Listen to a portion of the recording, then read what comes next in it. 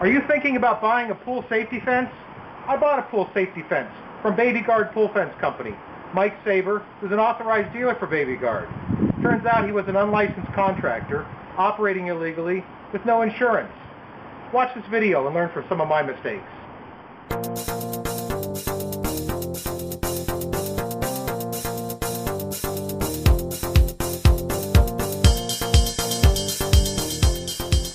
Now I had this Guardian pool fence installed around my pool for about 8 years. Never had a problem with it, worked fine. Unfortunately, this is a 4-foot fence, and I needed a 5-foot fence to meet requirements of the state of California for a venture I was taking on. So I called up 2 different pool fence companies, Guardian and Allsafe. They came out and gave me bids. Unfortunately, they were busy, and it would be a few weeks before they could actually get it installed. Well, I should have waited.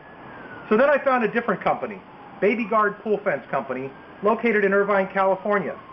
They're an authorized dealer for Baby Guard Pool Fence, located in Florida. So I called him up, talked to the owner, Mike Saber, and everything sounded great. He said he could have his installer come out, give me an estimate, and install the fence all on the same day.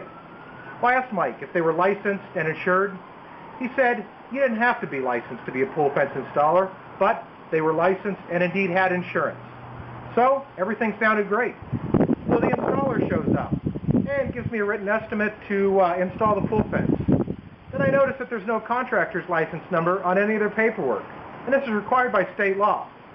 So I ask him, what's your contractor's license number? Now the installer doesn't know it, starts fumbling around, calls Mike, and I talk to Mike. Mike fumbles around a little bit and eventually provides me with what he claims is their contractor's license number. So I figured they were legit, and I said, let the installation begin. As soon as they were done, the problems were very apparent. The fence just looked bad. It dramatically leaned in some areas and out in other areas. It wasn't even close to being straight. The poles pulled out of the holes easily, even with the fence latched together. This is something that didn't happen on my old fence. Some poles also bowed in an odd manner. The gate could easily be pulled open at the bottom, allowing a small child to crawl through. So I called Mike Saber up. He said not to worry, that the installer would come back and fine-tune everything. I gave Mike a list of the problems. So the installer returned. He was here about 10 minutes. He added this hook between this one set of poles and ignored Mike's list completely. The fence still looked terrible. So I called Mike Saber up again, sent the installer back again. This time the guy was here about 20 minutes. He tried to bend some poles so that they actually were straight. The fence still looked terrible. So the fence had to pass a state inspection, and I was afraid it wouldn't pass. So I called Mike Saber up again. Well, he stopped returning my calls. I tried calling him multiple times for a week. He also stopped answering my emails. So I called the fence manufacturer in Florida and asked them for assistance. They said they'd get Mike to call me right back. Well, it took 3 more calls to the manufacturer for them to get Mike to call me back. They told me they finally had to threaten to withhold product from Mike to get him to call me. Well, Mike finally called me back. Mike was angry. He said I was being picky. He said the pool fence was perfectly safe and would pass a state inspection. Picky, huh? So I decided to put the fence to a little test to see how picky I was really being. Now, as you can see, the fence is all latched together and all the panels are in place. The way these pool fences are supposed to work is that when latched together, the tension will keep the poles from being removed. Let's see if a 6- and 9-year-old can defeat it.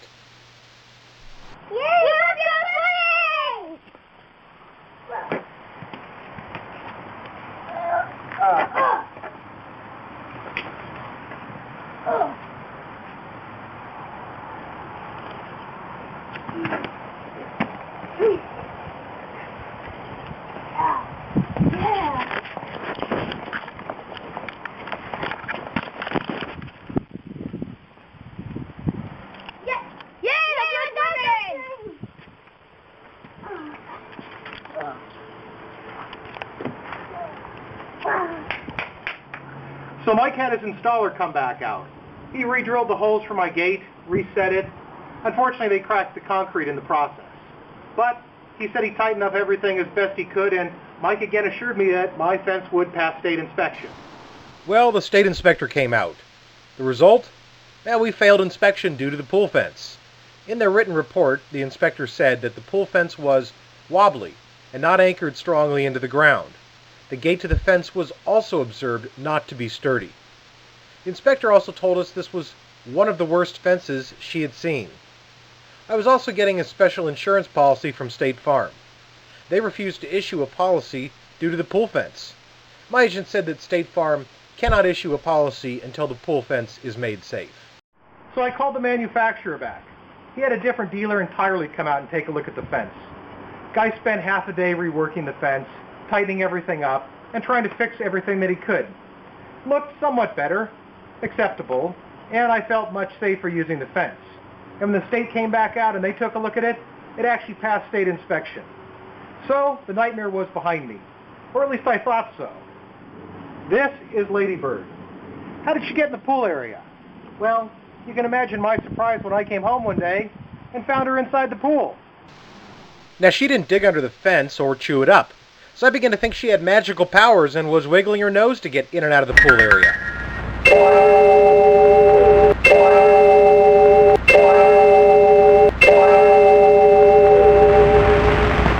I started checking the pool fence very carefully. I was surprised when I found the material could easily pull away from the poles. I found this on about 4 different poles. Now, this isn't safe, and if a 50-pound dog can get through the fence, so can a 50-pound child.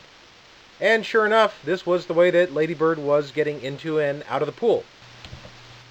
Well, I contacted the California Contractors Licensing Board.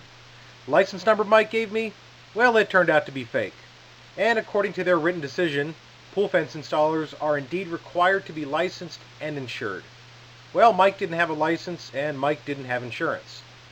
The Contractors Board investigated and fined Mike for operating illegally. He's not supposed to be operating without a license and valid insurance. If you've gotten a quote from him and he still can't provide you with a valid contractor's license number, call the Contractors Licensing Board at this number and file a report with them. So now I have a fence that's falling apart. Well, I sent letters to Mike Saber, and I also sent letters to the manufacturer, the people that warranty the fence. And I asked that they remove the pool fence, refund my money, and pay for the damages that they caused. Well, neither of them responded. So I filed a complaint with the Better Business Bureau. Only Mike responded to the complaint.